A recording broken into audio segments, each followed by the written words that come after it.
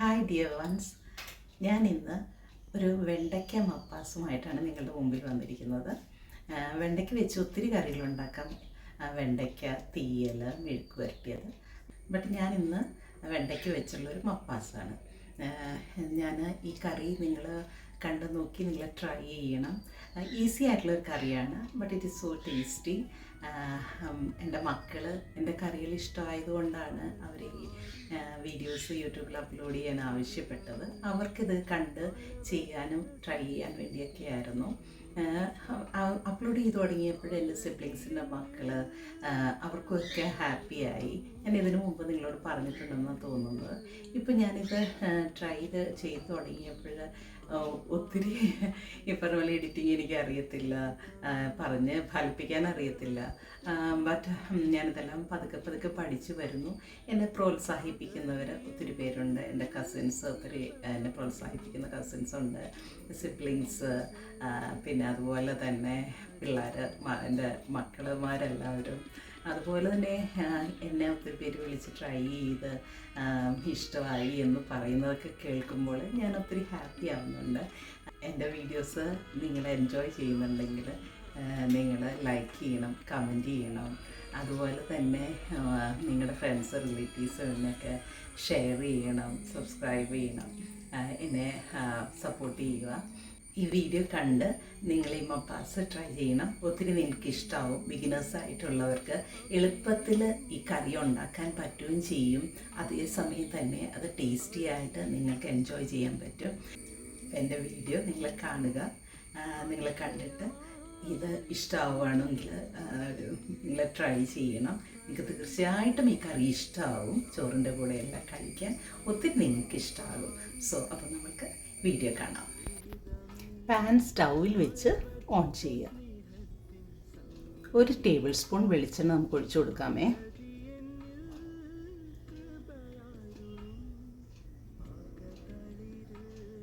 ഒരു സവാളയും 4 പച്ചമുളകും ഇട്ട് കൊടുക്കാം. അത് നന്നായി വഴറ്റുക. 1/4 ടീസ്പൂണ് ഉപ്പും ഇട്ട് കൊടുക്കുക. സവാള നന്നായിട്ട് പെട്ടെന്ന് വഴലുവാൻ വേണ്ടിയാണ്. സവാള നന്നായിട്ട് പരുവമാകുമ്പോൾ 1/4 kg വെണ്ടയ്ക്ക ഇട്ട് കൊടുക്കാം. വെണ്ടയ്ക്കയ്ക്ക് ഒരു ഒട്ടൽ അഥവാ ഒരു നോള പോലെ ഉണ്ട്. അത് മാറുവാൻ വേണ്ടിയാണ് ഇതുപോലെ 2-3 മിനിറ്റ് വഴറ്റിയെടുക്കുന്നത്. കുറച്ച് കറിവേപ്പിലയും ഇട്ട് കൊടുക്കാം. വെണ്ടയ്ക്ക അരിയുന്നതിന് മുമ്പ് കഴുകി നന്നായി തുണി വെച്ച് തുടയ്ക്കണം. അതെന്തിനാന്ന് വെച്ചാൽ വെണ്ടയ്ക്കയുടെ ആ നോളപ്പ് മാറാൻ വേണ്ടിയാണ്. വെണ്ടയ്ക്ക ഒരു പരുവമാകുമ്പോൾ നമുക്ക് ആവശ്യമായ പൊടികൾ ഇട്ട് കൊടുക്കാം. വെണ്ടയ്ക്ക വേണമെങ്കിൽ നമുക്കൊന്ന് കീറി ഇട്ട് കൊടുക്കാം കേട്ടോ. അപ്പോൾ അങ്ങനെയാണെങ്കിൽ അത് വേഗം വഴറ്റി കിട്ടും. ഞാൻ ഇടയ്ക്ക് ഇളക്കുന്നുണ്ട് കേട്ടോ. ഇനിയിപ്പോൾ നമുക്ക് പൊടിയിൽ ഇട്ട് കൊടുക്കാം. 2 ടേബിൾ സ്പൂൺ മല്ലിപ്പൊടി, 1/2 ടീസ്പൂൺ മുളക് പൊടി അത് മതി. കാരണം നമ്മൾ പച്ചമുളക് ഇട്ട് കൊടുത്തിട്ടുണ്ടല്ലോ. ഞാൻ എല്ലാം ഇവിടെ കാശ്മീർ മുളക് പൊടിയാണ് ഉപയോഗിക്കുന്നത്. പിന്നെ ഒരു 1/4 ടീസ്പൂണ് മഞ്ഞൾപ്പൊടി. നന്നായി പച്ചമണം മാറുന്നത് വരെ ഇളക്കി കൊടുക്കുക.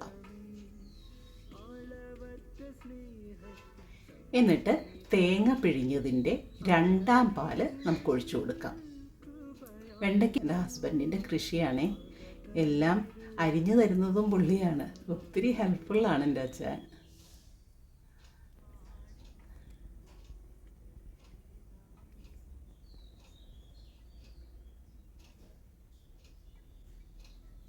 പച്ചമണം മാറിക്കഴിഞ്ഞപ്പോൾ 2 കപ്പ് തേങ്ങാപ്പാൽ ഒഴിച്ചു കൊടുത്തു. ആവശ്യത്തിന് ഉപ്പും ഇട്ട് കൊടുക്കണം. ഉപ്പ് നമ്മൾ നോക്കണം കേട്ടോ. ഇതിൻ്റെ പരുവം നോക്കിയിട്ട് വേണമെങ്കിൽ ആവശ്യമുണ്ടെങ്കിൽ പിന്നീട് അത് കഴിഞ്ഞ് നമ്മൾ ഇട്ട് കൊടുക്കണം.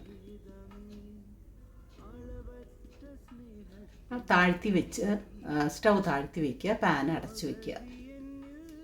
ഒരു തക്കാളി എൻ്റെ കയ്യിൽ ഇരിപ്പുണ്ടായിരുന്നു, 1/2 തക്കാളി. അതും കൂടി ഞാൻ ഇട്ട് കൊടുക്കുകയാണ്. ഇപ്പോൾ വെണ്ടയ്ക്ക നന്നായി വെന്തിട്ടുണ്ട്.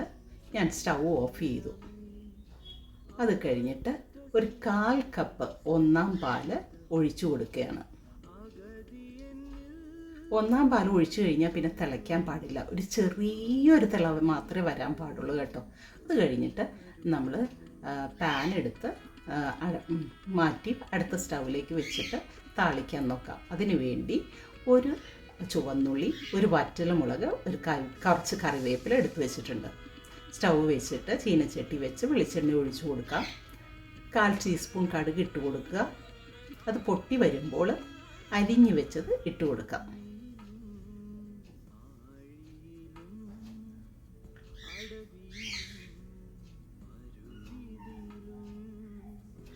നന്നായി ഇളക്കി അത് മൊരിഞ്ഞു വരുമ്പോൾ ഒരു നുള്ള് മുളക് പൊടി ഇട്ട് കൊടുക്കണം. അതെന്തിനാണെന്ന് വെച്ചാൽ കറിയുടെ ഒരു ഭംഗിക്ക് വേണ്ടിയാണ്. നമ്മുടെ മപ്പാസ് റെഡി ആയിട്ടുണ്ട്. താളിച്ച് കഴിഞ്ഞാൽ ഉടൻ തന്നെ അടച്ച് വെക്കണം. ഇപ്പോൾ നമ്മുടെ കറി റെഡിയായി. നിങ്ങളെല്ലാവരും ഇത് ട്രൈ ചെയ്യണം. ഇനി അടുത്ത വരുന്നത് വരെ ലവ്ലി നസ്രത്ത് ബൈ.